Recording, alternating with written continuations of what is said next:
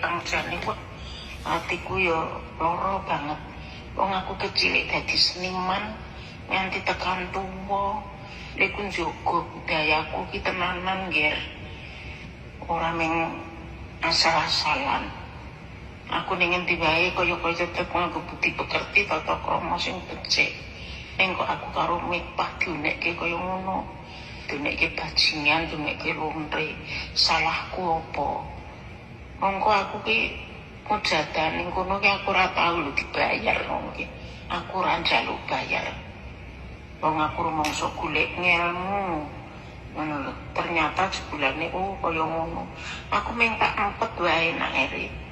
Mung meneng wae lagi ndelalah kok mbuh sapa kok duwe videone kok ngono njero malah di share ke sisan dadi ya semoga-moga padha selamat bagas.